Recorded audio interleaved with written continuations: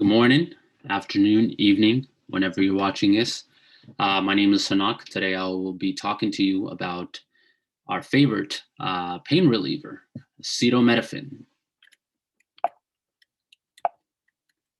Soon as I figure it out. All right, there it is. Uh, Brief history about acetaminophen. Acetaminophen was first produced in 1877 by a chemist at Johns Hopkins University. His name was Harmon Northup.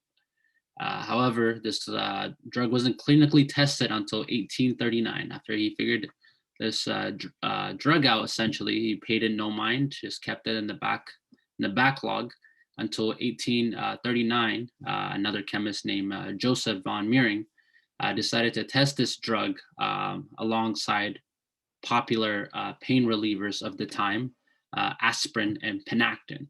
Penactin now has been discontinued after that research because they end up figuring out that it had carcinogenic effects. In other words,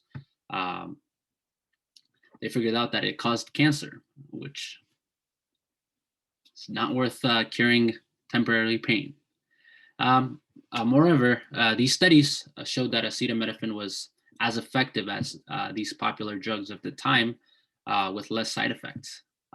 As discussed, they proved that Penactin caused cancer, essentially. Acetaminophen essentially got his name from his chemistry. As if you were able to break the words down, it had the acetyl group, para-aminophenol. And post-study, after the study, acetaminophen gained popularity almost immediately.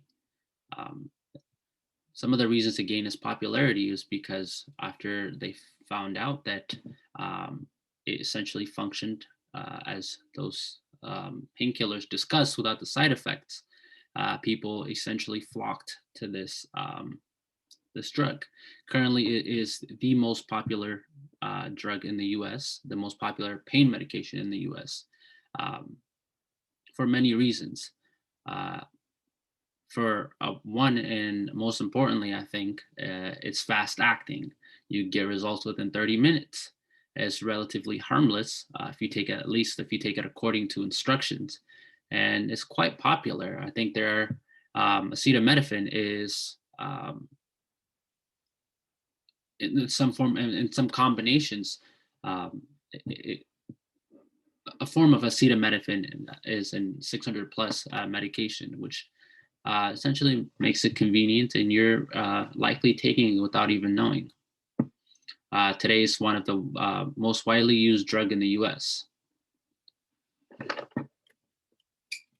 And another reason it's extremely popular, as you're well aware, is that it is over-the-counter medication, which means you can really get it from your nearest market without a physician's prescription.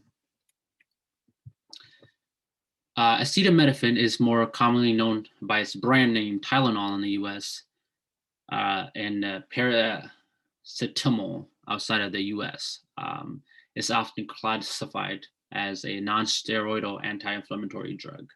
It has two key functions. Acetaminophen can is known to reduce fever, and it increases your threshold for painful stimuli, which is what people often take it.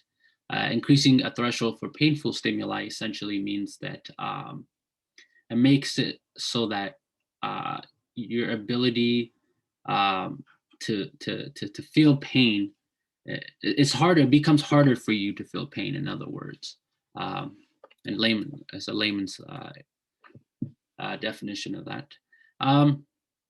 As miraculous as this drug may seem, it is not without setbacks.